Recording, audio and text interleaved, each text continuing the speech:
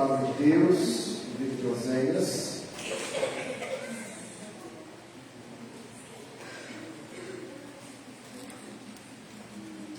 Capítulo 7, verso 3 ao verso de número 16.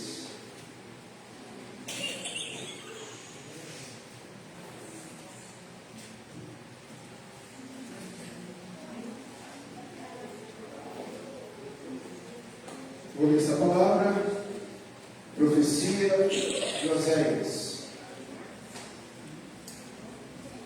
Com a sua malícia alegram ao rei, com as suas mentiras aos príncipes.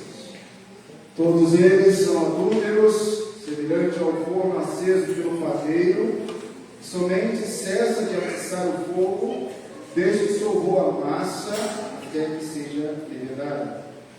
No dia da festa do nosso rei, os príncipes se tornaram doentes com o excitamento do vinho, e ele deu a mão aos escarnecedores. Porque prepararam o coração como um forno, enquanto estão de espreita toda a noite.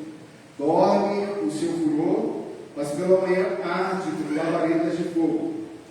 Todos eles são quentes como um forno e consomem os seus juízes. Todos os seus reis caem, ninguém há entre eles que lhe invoque. O príncipe esticou pelos povos e ao pão que não foi virado. Estrangeiros comem a força e ele não o sabe. Também as cães que as espalham sobre ele e ele não sabe. A soberba de Israel abertamente o acusa. Todavia não voltam para o Senhor, seu Deus, e o busco em tudo isso, porque Efraim é como uma pomba enganada, sem entendimento, chama o Egito e vão para a Síria. Quando forem sobre eles, estenderei a minha rede, e como as aves dos céus, os farei descer. Castigá-lo-ei segundo o que eles têm ouvido na sua congregação. Ai deles, porque fugiram de mim, destruição sobre eles, porque se rebelam contra mim. Eu os rediria, mas eles falam mentira contra mim. Não clamam a mim de coração, mas dão uivos nas suas camas. Para o trigo e para o vinho se ajuntam, mas contra mim se rebelam. Distraem, fortalecem seus braços. No entanto, maquinam contra mim. Eles voam, mas não para o Altíssimo. Geram-se como um arco enganoso.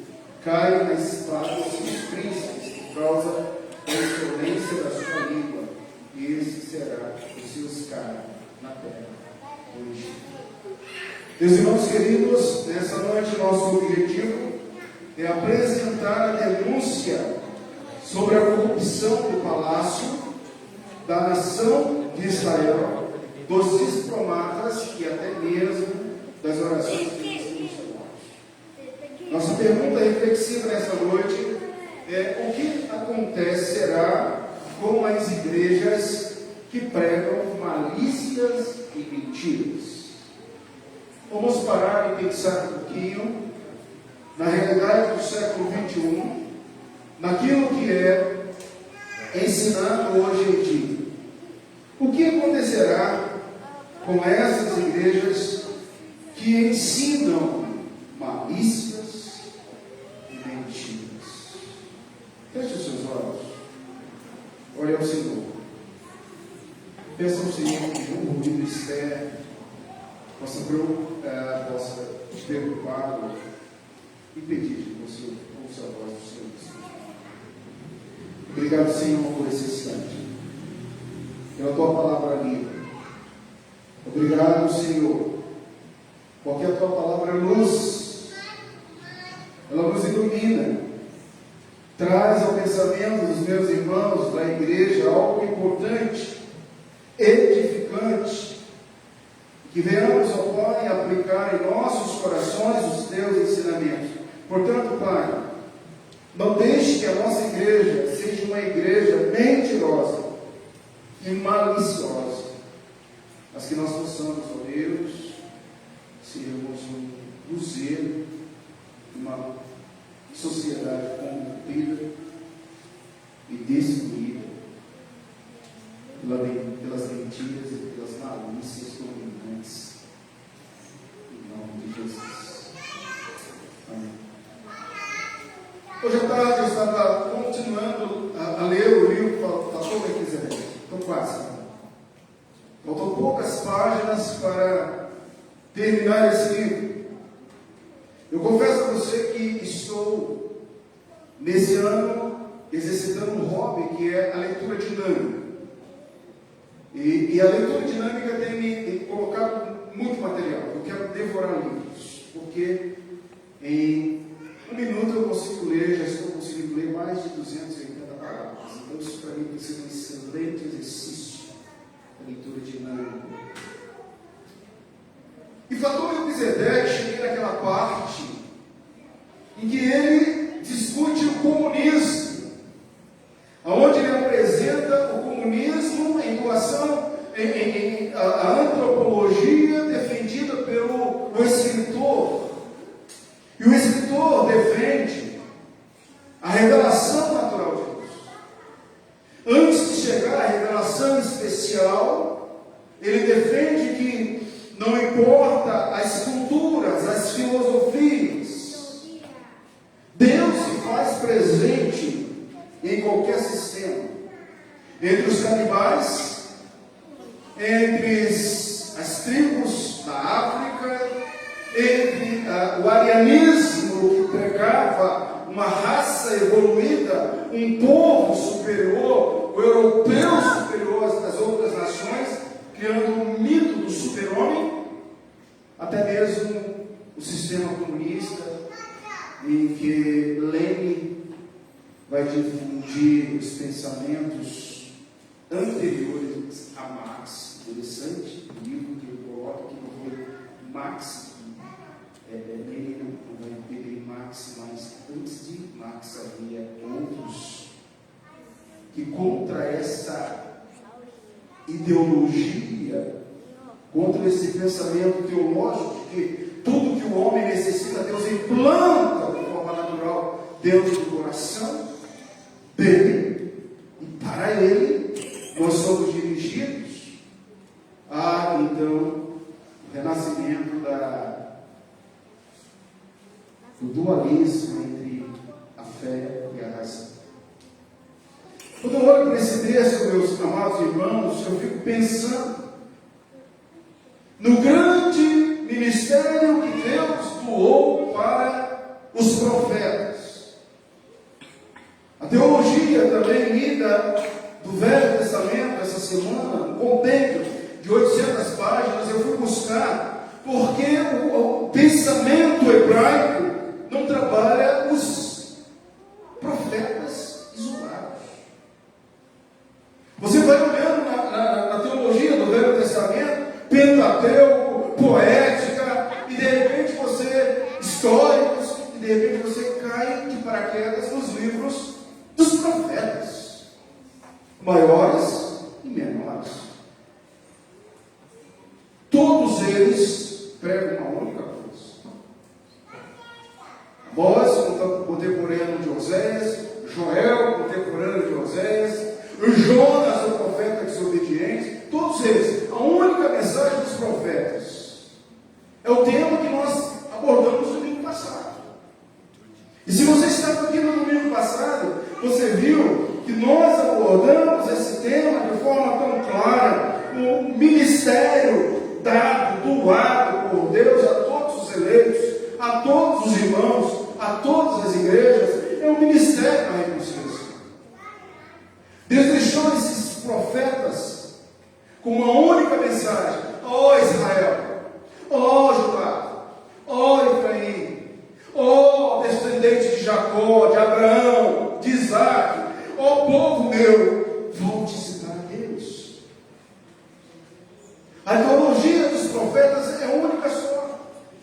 É aquela que Paulo chega no Novo Testamento e diz assim: Deus nos deu o ministério da reconciliação, do arrependimento. Assim vimos no domingo passado, que devemos voltar ao Senhor em primeiro lugar, porque quando voltamos para o Senhor, reconhecemos que somos culpados. Não há um sequer que não seja culpado diante do Todo-Poderoso.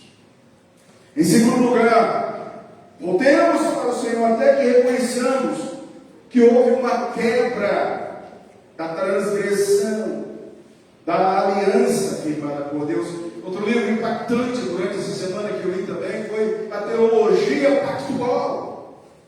John Owen escreve, mas o batista chamado Neemias, do século XVI, ele começa a escrever sobre o problema das necessidades das igrejas que quebraram, que distanciaram a teologia pactual, que esvaziaram o pensamento do povo aliancista, do povo que recebe as crianças dos pedo-batistas.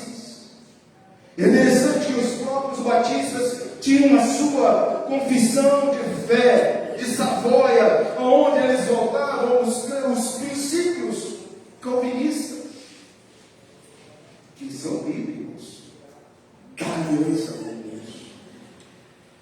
Mas essa história vem de lá e é muito antiga. Quando um tal John Bunyan, um dos maiores pregadores de Belfort, uma comarca imensa, batista, lá na Inglaterra, tu vai dualizar com os segmentos de fé reformada, batistas, segmentos de fé reformada, e eles vão achar a igreja dizendo que os batistas tinham que ter um diferencial entre os paulistas, que era justamente o batismo. Algo que nós vimos aqui, eles então direcionam para a escolha livre de cada membro, para respeitar o desígnio e o desejo, e eles rasgam a confissão e criam uma outra confissão, dizendo agora que o mérito da salvação está no homem que decide ser ou não ser. Eis a questão. Irmãos, a gente olha para tudo isso e a gente fica pensando como Oséias trabalharia essas coisas, como a igreja ela deve suportar essas coisas. O profeta Oséias apresenta algumas analogias no texto de hoje, e eu convido a você a olhar a denúncia do estado espiritual das autoridades de Israel e de Judá, dos príncipes, dos reis, dos juízes, e até mesmo do povo que buscava Deus. A corrupção era do palácio à choupana. A corrupção era do alto escalão ao baixo. Todos estavam corrompidos, e ele mostra como Deus se preocupa como um pai chama o filho. E aí você vai entender aqui que a analogia de uma família difusa, de um casamento perdido, de um relacionamento onde os filhos trazem nomes não honrosos, não meu povo, não amado, sem compaixão. Um casamento, uma analogia que o próprio profeta viveu. Agora o texto ele trabalha como se Deus, o Pai, chamasse aquele povo ao arrependimento, olhando para o aspecto vertical. Eu convido você a olhar o relacionamento da humanidade com Deus e de Deus para a humanidade. E esse pai, ele faz um apelo, como um pai faz um apelo para o filho que está no mundo das drogas. Quem já viveu isso provavelmente sabe como é difícil o pai ou a mãe lidar com o filho já perdido, escravo, dominado.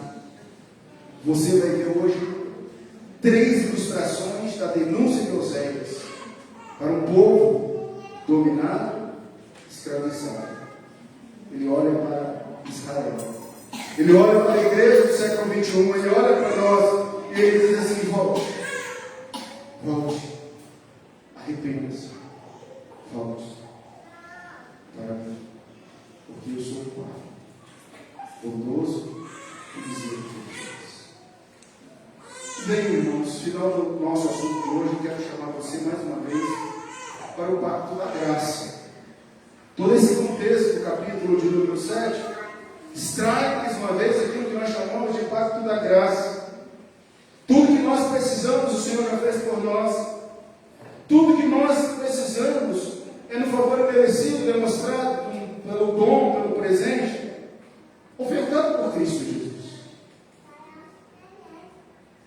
Eu falava, lia, na teologia atual, o autor, ele nos leva a pensar antes mesmo do pacto da lei. Você já parou para pensar que antes da lei, Deus já havia firmado um pacto com você? A lei veio denunciar o pecado. A graça veio justificar esse pecado.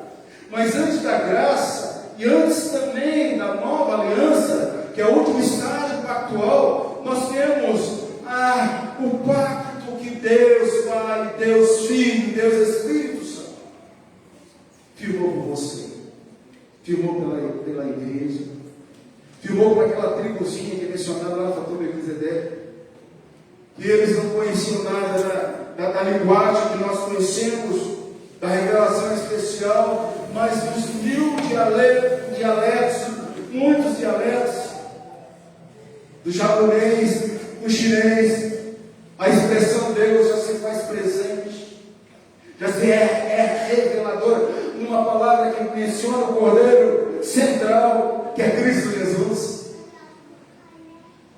Isso é graça, meu irmão. Está ouvindo a palavra do Senhor, está mergulhado nesse contexto de graça, e refutando evidentemente aquilo que o verso 3 desse contexto nos coloca. Eu chamo você para ler o versículo de número 3, 7 e 3, a nossa jornada do versículo 3. E o nosso tempo está no versículo de número 3. Olha aí. Com sua malícia alegra o rei, e com suas mentiras aos príncipes. Meu tema nessa noite é a malícia e as mentiras das autoridades. Que autoridades são essas? É evidente, meus irmãos, que a corrupção geral da nação é algo realmente que ninguém mais suporta. A corrupção brasileira, a corrupção das nações, a corrupção de autoridades que querem manter o poder, essa corrupção, esta igreja, que atinge os 3 sistemas de governo, hoje, que se diz altamente independente, na pirâmide de Kelsen não é verdade. Há tudo ligado entre o executivo, o legislativo e o judiciário. A corrupção se prende aos sistemas das nações, não só brasileira, mas de todas as nações. Mas quase que eu vou dizer agora o que é não de nos deixar alarmados é a corrupção das autoridades evangélicas, protestantes, cristãos. Já foi tempo, meus amados irmãos, que as pessoas achavam que os protestantes eram gente simples, desconhecidos, que não tinham influência nenhuma. E como estou indignado com a tua Melquisedeque, o óbvio do povo é a religião. O domínio do povo é uma igreja. O domínio do povo é uma filosofia bíblica. Já foi esse tempo, meus irmãos, porque a fé, ela nos liberta, ela nos faz sermos críticos daquilo que verdadeiramente precisa ser contestado. Nós somos um texto em que Oséias ele chama a atenção das autoridades, chama a atenção do povo, chama a atenção da igreja. É inadmissível um país como o nosso está dominado por mentiras, por malícias de homens que querem uma grande massa e nessa grande massa manipular a sociedade. Como a malícia e as mentiras corrompem as autoridades. Olha para esse texto. Mas sempre fazendo uma analogia à igreja de Cristo, ao Israel de Cristo. Aqueles que deveriam ser defensores da palavra, porta-vozes, profetas. Como a malícia e as mentiras corrompem as autoridades. Não quero focar esta igreja fora do nosso arraial, fora do nosso plano. Como tantos e tantos pastores estão pregando mentiras, sustentando malícias, dirigindo rebanhos, matando vidas e sendo condenados. Você pode verificar no primeiro assunto, verso 4 ao verso 5. Mantenha os seus olhos, leia para. Nós temos aqui uma palavra bem dura. A malícia e as mentiras estão na afirmação em que o contexto do verso 4 e verso 5 apresenta. No verso 4, as malícias e mentiras das autoridades mostram que são adúlteros. Todos eles são adúlteros. Você não pode esquecer que nós estamos no texto que é a analogia do casamento. Oséias está vivendo um casamento difícil. Ele está obedecendo aquilo que Deus diz. Vai e casa com uma adúltera. Eu preciso voltar a esse pensamento para que você possa entender o que é um adúltero. Acho que nós já sabemos o que é um adultério. O que é um adultério? Senão, a quebra de uma aliança. O adultério é a quebra da fidelidade. Um dia a pessoa vai e casa. Vai diante de um pastor e faz o casamento. Vai diante de um oficial e faz o casamento no cartório. E a primeira coisa, que tanto o pastor ou o oficial que está ali fazendo aquele casamento, o juiz de paz está fazendo aquele casamento, prometem ser infiéis. Não há casamento sem fidelidade. A infidelidade põe fim ao matrimônio, ao casamento. E agora, o que nós temos é a denúncia de Oséias dizendo para a igreja, todos os líderes, todas as autoridades são adúlteros. Quebraram a aliança. Quebraram essa aliança com mentiras e malícias. Como vimos na sessão anterior, as cidades, primeiras cidades a serem dominadas foram as cidades do interior. Mas a favela chegou na fazenda, na sede.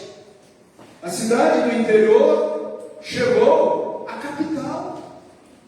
Samaria agora, a capital está corrompida. Pior do que aquela cidadezinha de poucos habitantes do interior do estado. Todos estavam corrompidos.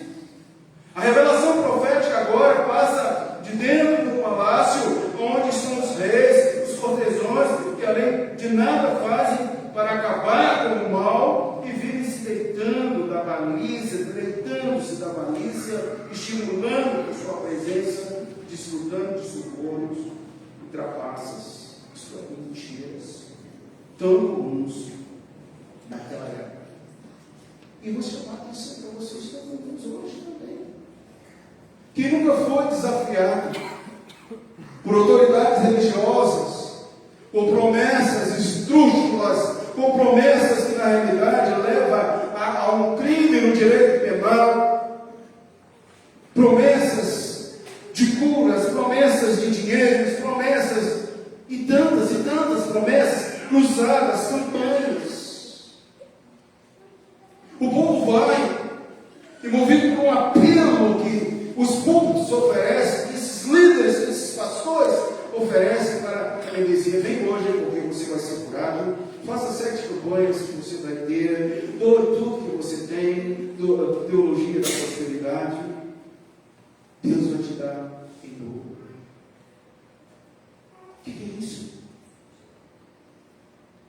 Verso de número 3 expõe: com a sua malícia alegra ao rei, e com as suas mentiras aos príncipes, permitindo que ardesse, permitindo que prevalecesse o desejo daquelas pessoas que eram manipuladoras. A ilustração passa agora para o forno, que não precisa mais de lenha, depois da fermentação dos pães. Fala da vida deles, dominados por uma paixão, por autopropaganda. O profeta, antes de concluir esse capítulo, ele retorna agora para outras ilustrações, porque esse texto está cheio de ilustrações, para dizer quem eram esses homens.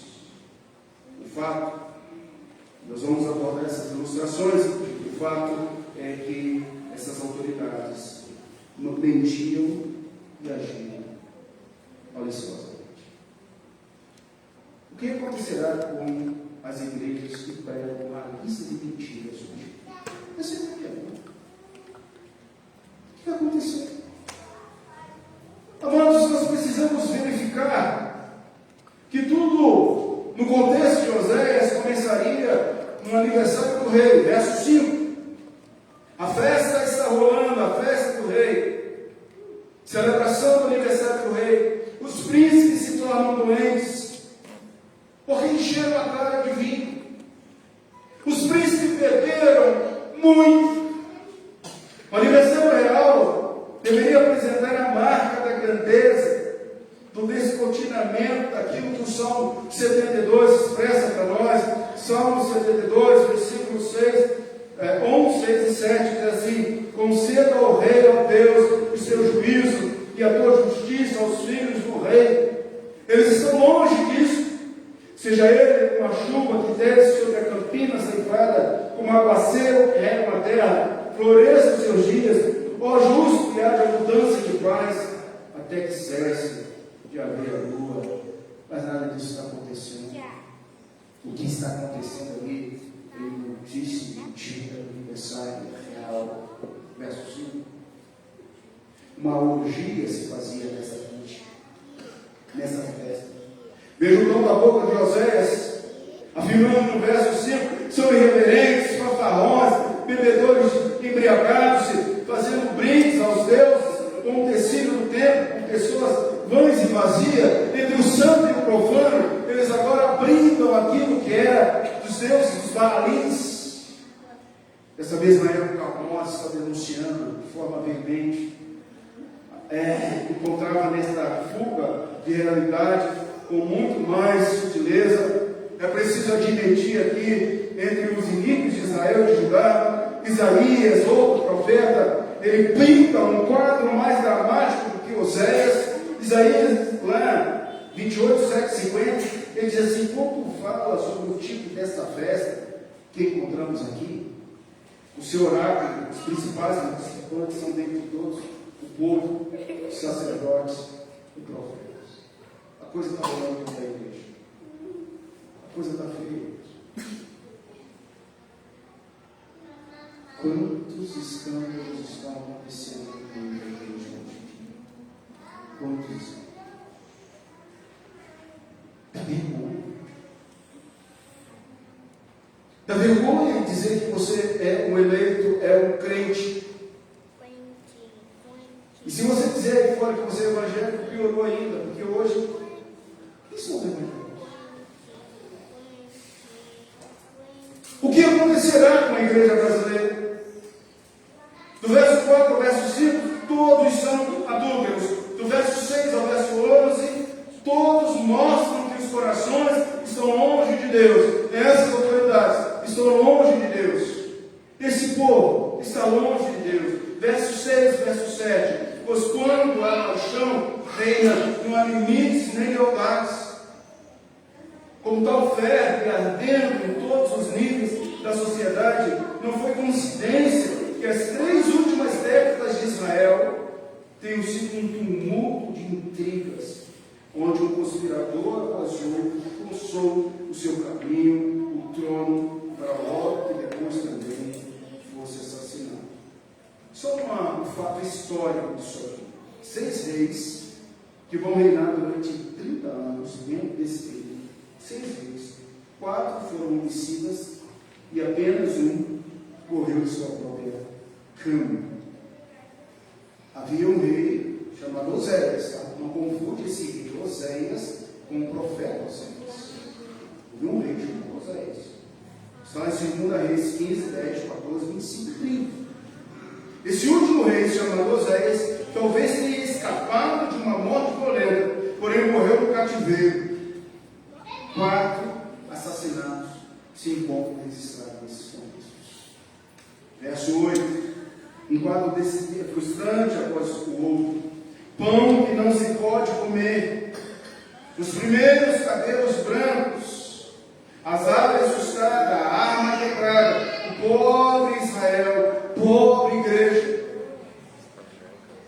O reverendo George Adam Smith diz que a melhor maneira de descrever um povo mal alimentado, uma sociedade mal formada, uma religião mal vivida, uma política mal orientada, do que a figura de um bolinho mal assado. É isso que eu vejo. Será que nós estamos vivendo dias diferentes? Um povo mal alimentado. Não estou falando de comida, não, gente. De fato, há muita gente passando fome. Eu estou falando do alimento espiritual. Igrejas, mais igrejas. O povo está mal alimentado. O povo está numa sociedade mal formada, onde os piores dos piores são o crente.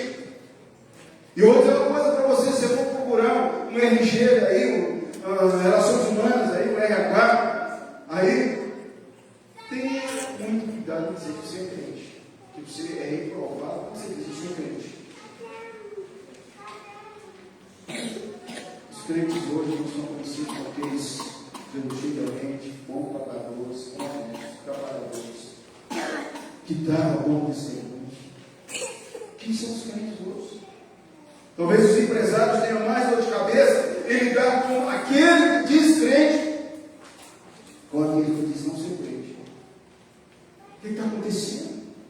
Uma sociedade mal formada, de uma religião mal vivida, em que o cristão, em que Israel espiritual, em que a igreja do século XXI não tem relacionamento com Deus. Diz o insensato no seu coração: onde está Deus?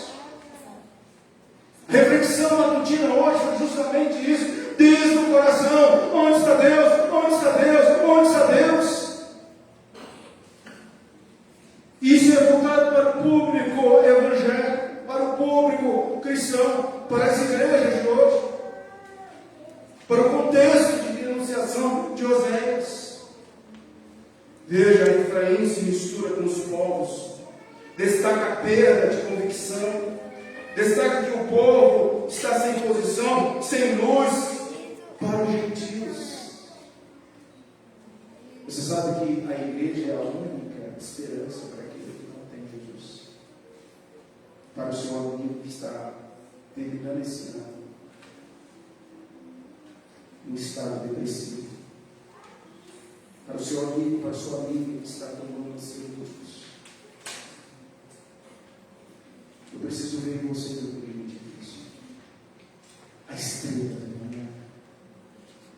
Eu preciso ver a igreja, aquela que vai atrair os magos a andar quilômetros e mais quilômetros para achar a luz que é Cristo, para achar o menino Jesus. A igreja precisa ser um lugar que anuncia a santa palavra, doer que doer. A começar por ela mesma, nós precisamos perguntar ao seu coração, à sua mente: ó, você sabe que eles, onde está o Senhor? Terceiro lugar, irmãos, e último lugar dentro desse contexto, versos 13 e versos 16, revela e mostra que serão castigados. A malícia e a mentira das autoridades mostram que serão castigados. E a gente não tem dúvida, a igreja vai ser castigada. Semana, passando os olhos um pouquinho sobre a história daquela de Israel, desse tempo. O historiador, ele trouxe uma informação preciosíssima. E nós terminamos recentemente de estudar o Evangelho de Lucas. E você vai lembrar que quando Jesus entrou em Jerusalém, montado no jumentinho, as crianças, os idosos, algumas pessoas, Hosana, Hosana, aquele que é o rei. E Jesus então olha para aquelas crianças e olha para aquelas mulheres, ele sente a destruição 70 anos à frente dessa passagem. Ele sente como aquelas crianças morreriam de fome. E que um ser, o general romano, embrutecido, porque o primeiro general perdeu e voltou com os seus soldados, com as suas legiões, 3 meses, 4 meses depois, Roma manda outro general, e um general estratégico, bélico, pede aquele povo que ainda celebrava uma vitória. Irmãos, quando você tem uma vitória parcial, é parcial. Porque o problema do crente, quando ele tem a primeira vitória, ele esquece. É brasileiro, deitado em desespero. A gente sente. A gente está contente com uma vitória. E aí vem a luta, qual você tem. Aquele general com muita estratégia, setembro. Você vai na história, lê lá, setembro. Ele impede que a comida entre nos palácios. Roma vinha investindo muito dinheiro. A segurança dos judeus naquela época, Roma gastou dinheiro retificando esse templo. Roma gastou dinheiro colocando essa muralha. Quem vai derrotar essa muralha? O próprio Império Romano. E o historiador mostrava as cenas daquelas crianças mortas, as mães comendo a carne dos seus próprios filhos. Mas ele diz assim: mas quem lembrou dos ensinamentos de Jesus? Quem lembrou dos ensinamentos de Jesus?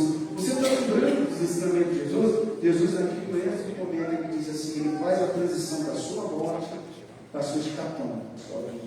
Jesus falou assim: aquele que está no telhado, não volte. Aquele que está no campo, não volte para buscar sua carne. Aquele que tem tempo, quando vê as legiões ficarem as bandeiras, no sol do santo, fuja. A história diz, meu irmão, que alguns judeus conseguiram sobreviver ao massacre e não morreram, porque eles foram fiéis ao Senhor, à palavra do Senhor, obedientes à palavra do Senhor, porque tudo que o Senhor quer, Ele já deixou para nós, basta obedecermos. E esses que fugiram incendiaram o mundo, a pregação do Evangelho, os remanescentes fiéis. Eu não tenho dúvida, irmãos, que assim como esse povo foi castigado, você sabe que a Síria, alguns anos depois, entra e extermina todos eles. O verso 16, o verso 15, é um relance da ternura e do cuidado e do orgulho do qual este pai buscou transformar em homem feito seu filho Israel. Terminar verso 15: adestrei, eu fortaleci os seus braços, meu filho Israel, igreja. Eu estou há quantos anos pregando a palavra para a igreja brasileira? A igreja brasileira tem tempo para voltar-se para o Senhor. Como esse pai que transforma um menino em homem. O capítulo termina com um toque de tristeza, sua ameaça de espada e escárnio não é arbitrária, trair e desprezar a quem mais devemos observar a obediência, não sermos insolenes com a nossa própria língua, como diz o verso 16, que termina dizendo assim: eles voltam, mas não para o Altíssimo, eles voltam, não para o Altíssimo. Fizeram-se como um arco enganoso, que cai a espada aos seus príncipes por causa da insolência da língua. E nós estamos verificando no hebraico essa palavra, a espada, era um arco com uma flecha torta. Então, como é que eles iam se defender ao atirar essas lanças? Se o que atinge o coração deles. Não ia para frente. É isso que está acontecendo hoje em dia, irmãos. Quantas e quantas igrejas não estão acertando o alvo? Estão acertando a malícia e a mentira dos próprios crentes, cristãos e líderes daquelas igrejas.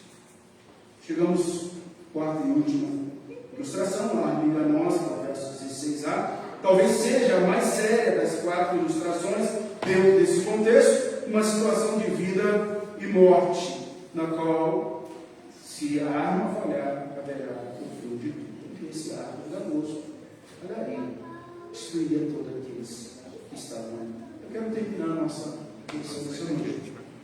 A graça, o impacto de Deus, tendo-se o homem tornado pela sua queda incapaz de ter vida por meio deste pacto, o Senhor se designou a fazer segundo pacto, gerando o chamado graça. Mesmo observando tudo isso que você observa, a verdadeira igreja do Senhor Jesus será salva pela chuva. Se nós estamos aqui, é pela graça. Se nós vivemos, é pela graça. Romanos 8,3: porquanto os que fora impossível a lei, do que estava enfermo pela carne, isso fez Deus, enviou o seu próprio Filho à semelhança de carne pecaminosa, e no tocante ao pecado, com efeito condenou Deus na carne do pecado. Amados, o que podemos concluir com tudo isso? O que acontecerá com as igrejas que pregam e ensinam malícias e mentiras? O que vai acontecer? Será que hoje nós somos melhores do que esse povo aqui?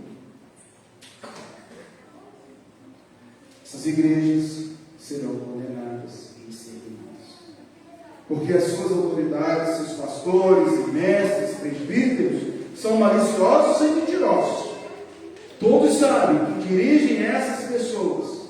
E quem dirige as pessoas que são maliciosas e mentirosas não é Deus.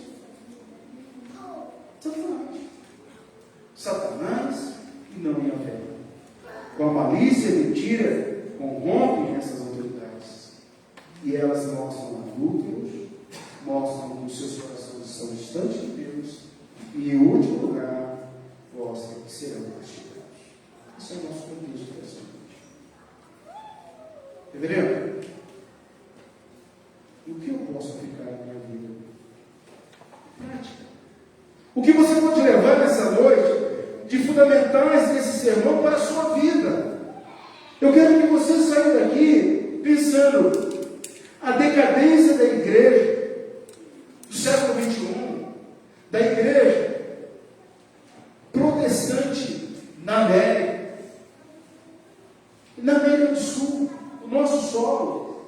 A decadência revela que muita gente que diz ser crente com o evangelho nominal não são guardiões da verdadeira justiça, que poderão impedir todo o ataque e que poderão produzir todo o ataque de Satanás, mas que cada vez mais são fruto de escândalos que celebram a orgia ecumênica entre várias religiões, minimizando a soberania de Yahvé. São igrejas julgadas e mortas, são congregações de cristãos. Desculpe mais a gente tem que sempre dizer isso, a gente tem que colocar com propostas que minimizam a palavra de Deus, têm aparência de vida, manipulam a palavra, cantam cânticos espirituais, mas como o contexto mostrou, são cultos aos bares, culto à mentira, ao engordo, à riqueza, à dominação, à escravidão, à alienação. São igrejas que não libertam você para estudar a palavra, para ser crente de Belém, para aprofundar e para crescer. Preste atenção no que nós temos visto hoje em dia. Toda a igreja está em desordem, e perigo letal. Nada consegue, mesmo que a Bíblia seja lida naquela igreja. Mas pastor, a Bíblia está sendo lida naquela igreja. Nada muda. O pensamento das autoridades, dos membros, porque a mentira e a malícia já tornaram hábito daquele povo, é a tradição daquele povo. E a gente já viu aqui que o povo gosta de Senhor. O que você vai levar para a sua semana? É preciso saber orar. É preciso saber orar. Mais uma vez a confissão de Edberg, que falou algo sobre oração. Leia o seu boletim. É preciso ser uma igreja que prega a verdadeira palavra de Deus. Irmãos, nós acabamos de ver aqui o exercício. O dia que eu deixar de ensinar a palavra de Deus, o dia que eu começar a manipular a palavra de Deus, você pode ser o primeiro a ir embora. Você não precisa ficar aqui não. Mas por que as pessoas não conseguem cumprir essas coisas? Ah, porque eu nasci. Eu tenho meu tio. Eu tenho meu amigo. Eu não consigo. A tradição me segura. Irmãos, é preciso buscar o caminho de direção de Deus, que já ficou. Um pacto de sangue, através do seu filho. Um pacto da nova aliança, a celebração da ceia. Um pacto da lei, dos 10 mandamentos, da palavra. Mas a teologia me pactuou essa semana, me jogou antes disso tudo. Um pacto no conselho eterno, quando o conselho decidiu que você seria um filho de Deus por adoção, que você teria o sangue de Cristo, que nenhuma autoridade nessa terra te enganaria, te escravizaria, te levaria para o inferno. Você crê nisso? Que coisa maravilhosa para todos nós. A igreja precisa ser essa voz profética hoje. Você precisa pregar o retorno para Deus. Essa é a mensagem de todos os profetas. Retorne, arrependa, volte para Deus. Quem sabe ainda há esperança da igreja do século XX. Vamos ficar em pé, irmãos. Vamos orar. Obrigado, Senhor, pela palavra. Obrigado, Senhor. Obrigado, Senhor, por esses textos que são verdadeiros, são eficazes para a tua igreja. Não deixe que ninguém, ó Deus, que esteja aqui, seja encurtado, enrolado, Senhor, mas que haja esclarecimento. Isso é, Pai, essencial. Esclarecimento, luz da tua palavra. Em nome